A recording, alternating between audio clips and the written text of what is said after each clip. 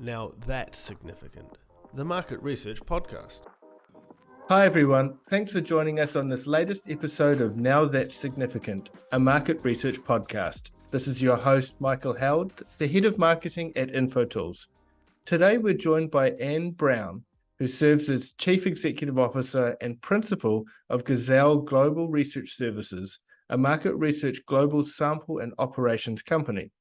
Her extensive research, international data collection, data processing, and management experience brings a high level of practical knowledge to both clients and staff.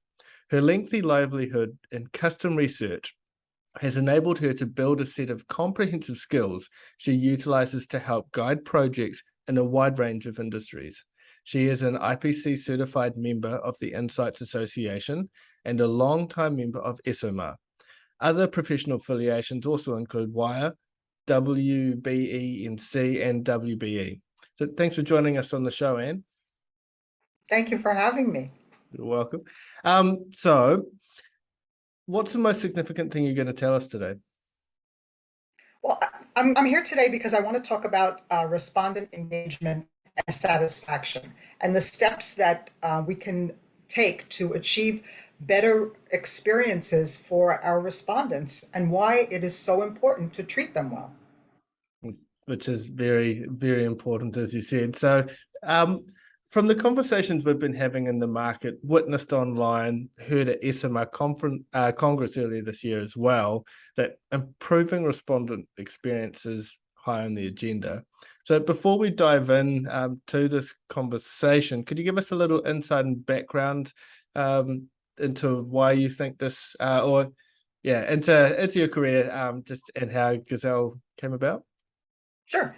I have spent all of my career on the operations side of market research, actually, which is quite different from most people.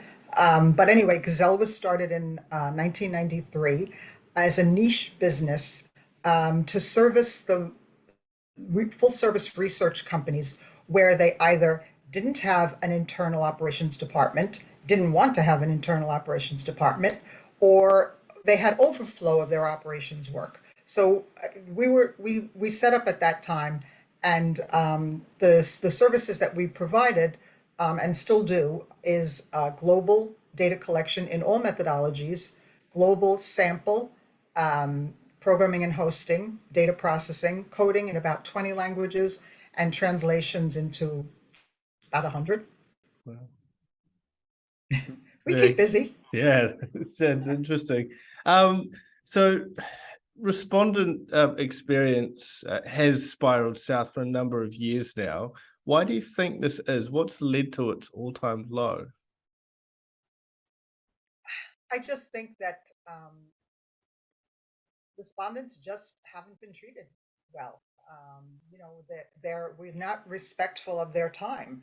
I just think that it's so important that we treat the respondents who provide us with the critical data as individuals, as humans, and that we respect their time. And I think that's a part of really what has driven the experience south. But there are so many other things, and I'm sure we'll get to them.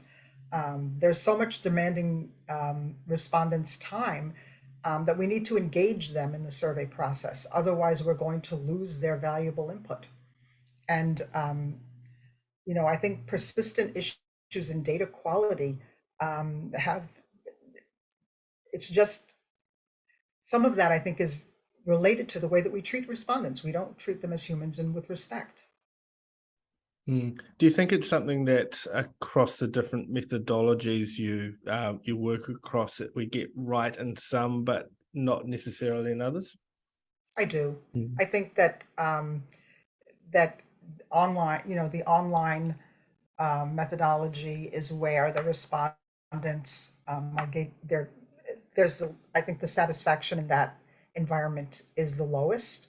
And I think it's probably the highest in, a really engaging qualitative interview. So I do think that.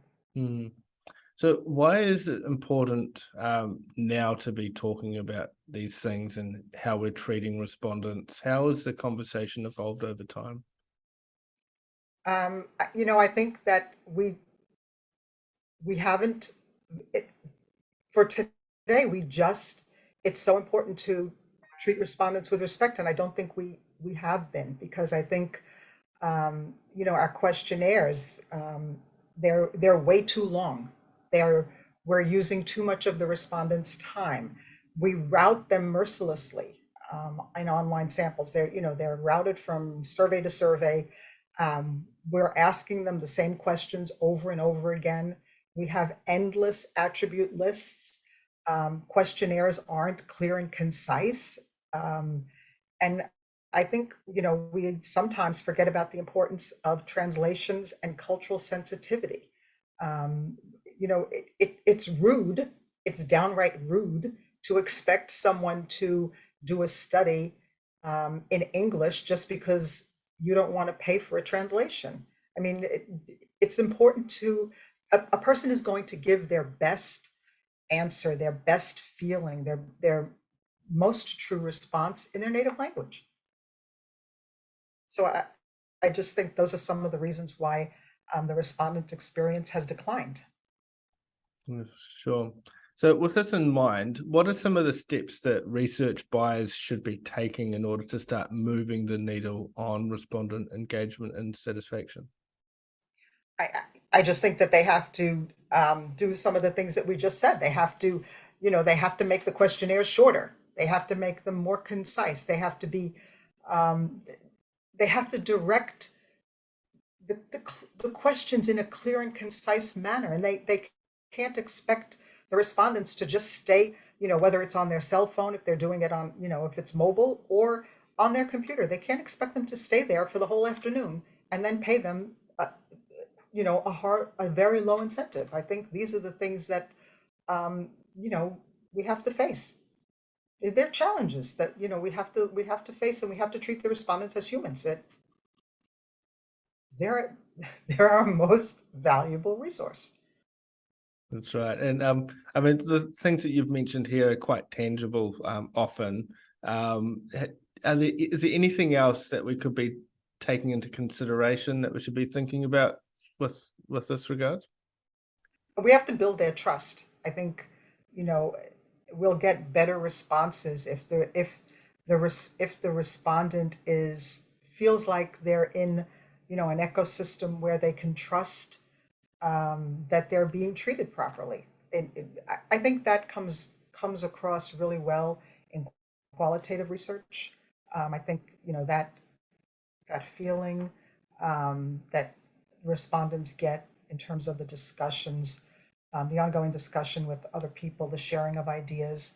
I think they feel like it's a safer environment than I think than the online.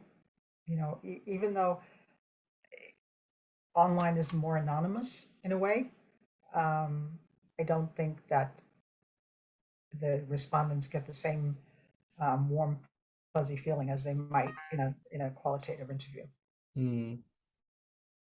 Yeah, I was reminded of it is related to this a little bit on back in the day we didn't used to have caller ID. So you'd when you have a phone call, you just pick up, answer, and it could be anyone on the back of it. We've now got that, but then some people block their calls, and some people pick up, some people don't.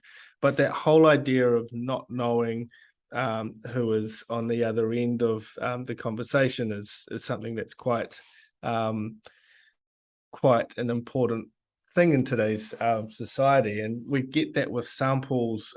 You don't necessarily know who's on the other end of the online survey, etc. as well. So there's that Mhm. little bit of gap that's missing as well, isn't there? Yeah, Uh, I think there's a lack of trust. That you're not really sure. What is this? How are they keeping track of me? mm, That sort of thing. I just think that, I think there's a long way to go to regain the trust of the respondents, and to have that kind of respect for the work that we do in our industry, which is so important and so valuable across so many different sectors. mm, It in healthcare, it's in It's in CPG. It's in B2B. There's just we just do so much important work, and I just think that we need to um, make sure that we're our most valuable resource, the respondent, is treated well. Mm. So conversations about these topics have been going on in the industry for some time. Why do you think it's been so difficult to get any traction, to make any progress in improving the way respondents are treated? I think part of it is the commoditization of panel and sample. I think that it's just become, um, you know, get it as cheap as you can get it done scenario, which I think stems from, the mantra that we heard so often: faster, better, cheaper. And I think that really has led to um, just a very unsavory situation in terms of the way that we pay respondents um, in our industry. And I think we need to have some sort of collaborative effort um, on both sides to um, pay respondents a better incentive. And I think that work has to be done by, um, I feel, by the panel companies to deal with the fact that there's, we all know that there's fraud. And I just can't believe that more can't be done to eliminate some of the fraud that comes across panel sample. I just don't believe that we can't do a better job, Mm. especially with the value of these tech companies today. I just think there should be more investment into making sure that the sample that we're providing is of a high quality.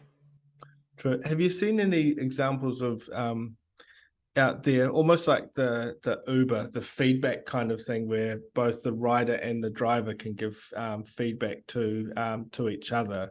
Is there anything in that kind of regards that's happening, just so respondents can be held accountable for what they're providing as well? And you have me there. I don't know. I think that I have to get back to you on that Yeah, one. 'cause I think it'd be an interesting space to happen, because over time you should be able to build up a reasonable imprint of who you are and your beliefs, etc., and that shouldn't really sway from a certain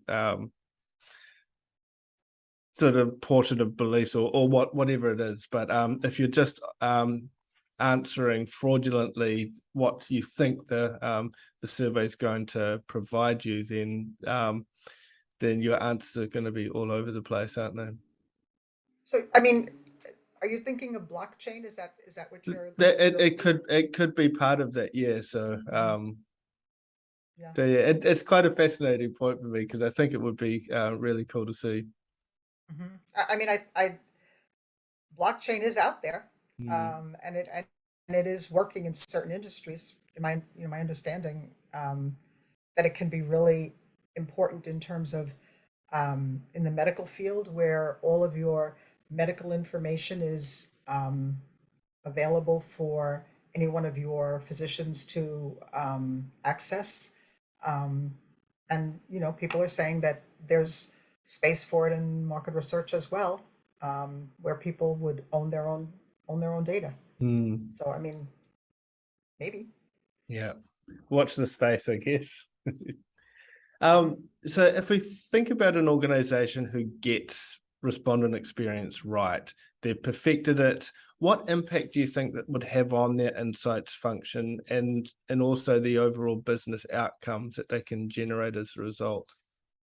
Oh, I think it means everything. I think that the quality of the insights that they're going to deliver is just going to be so much better because they've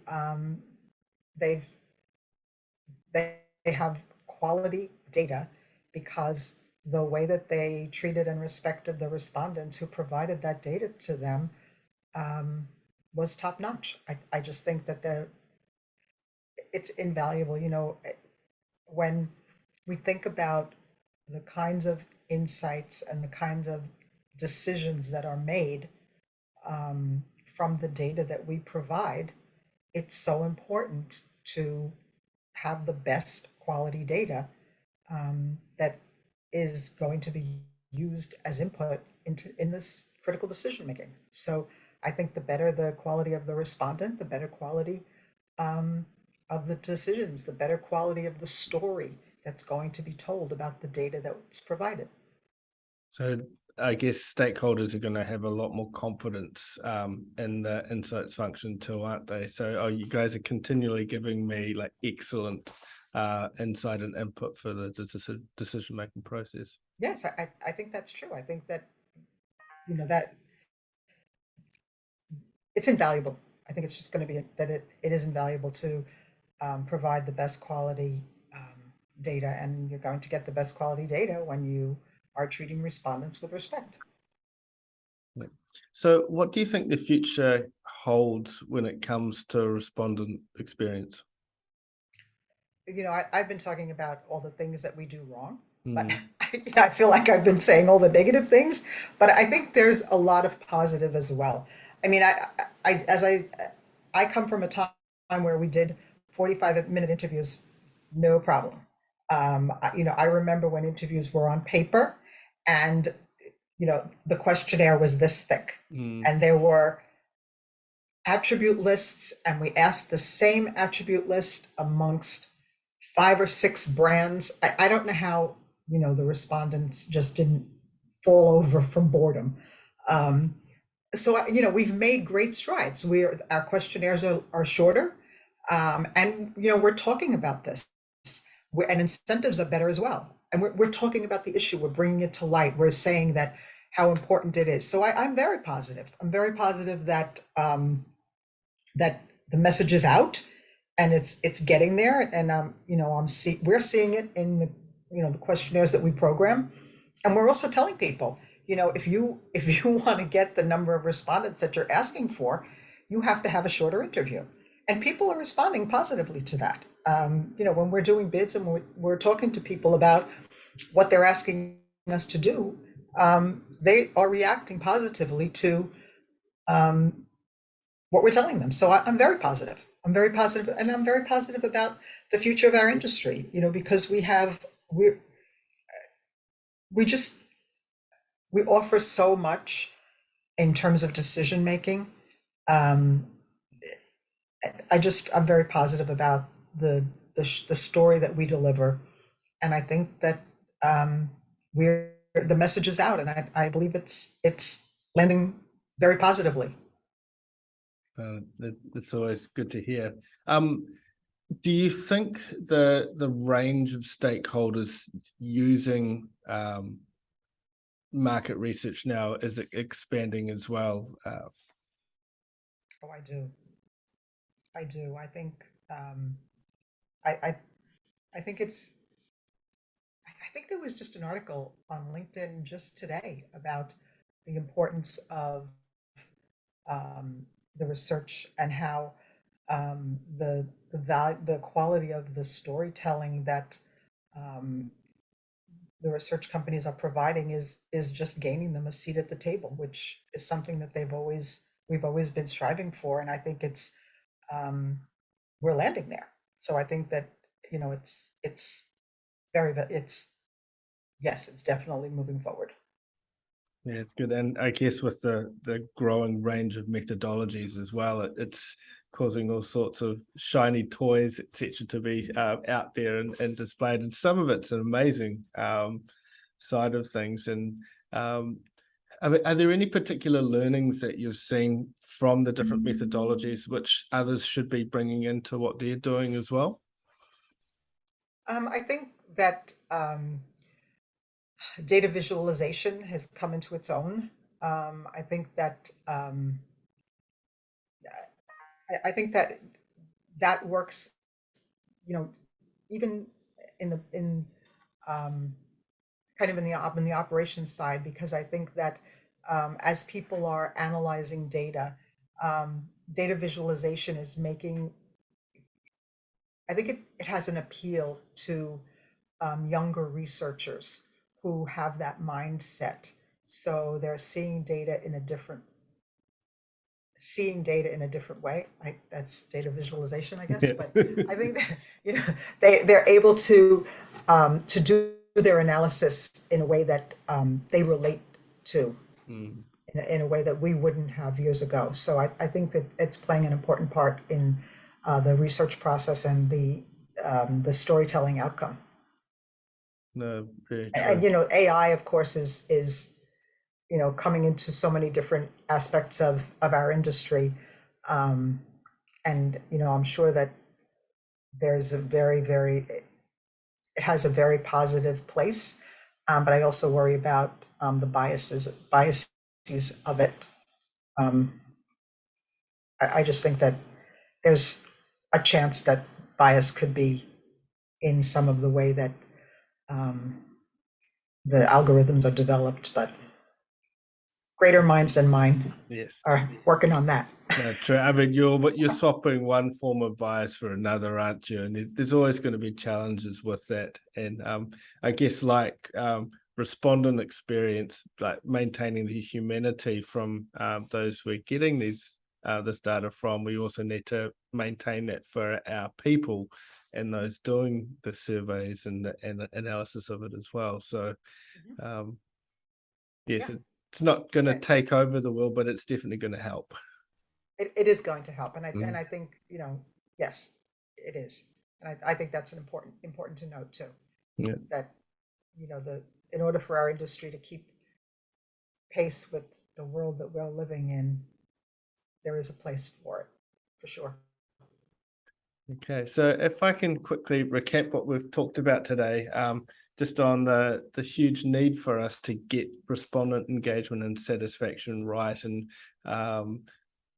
why it's so important for us to do this is because of the insights that we can generate, the true connection and reflections that we have on the answers that we can get from these respondents are going to be a lot greater.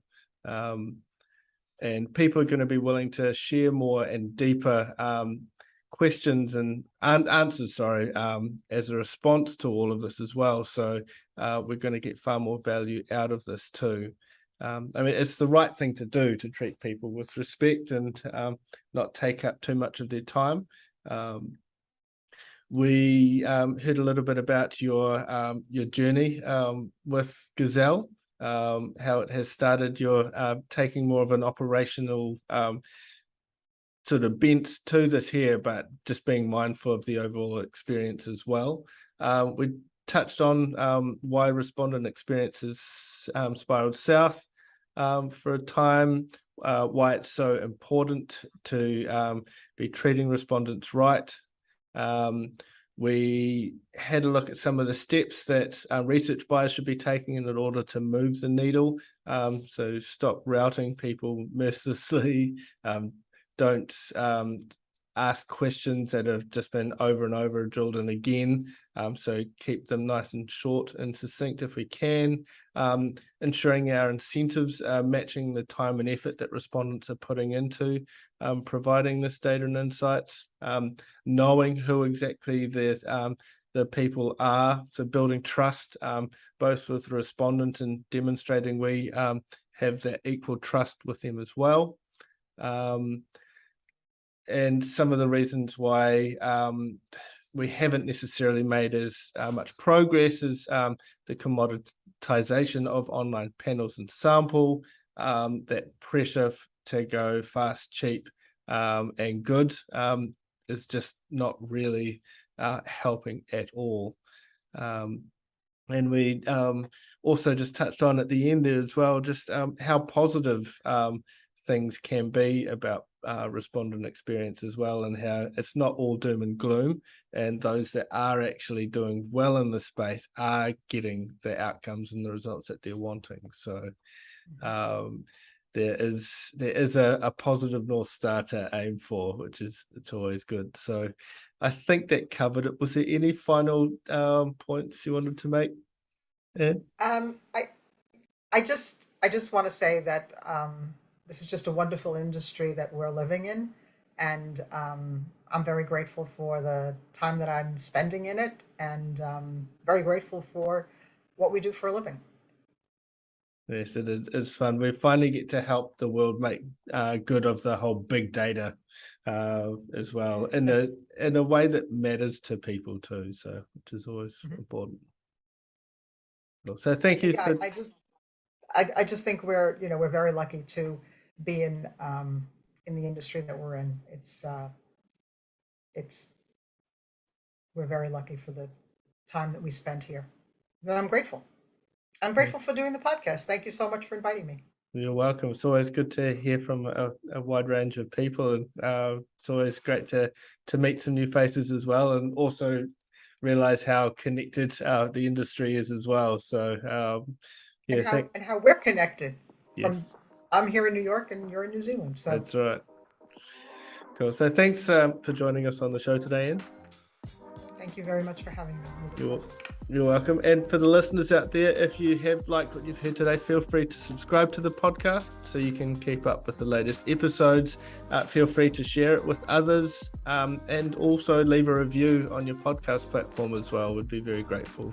So thanks for listening to Now That's Significant.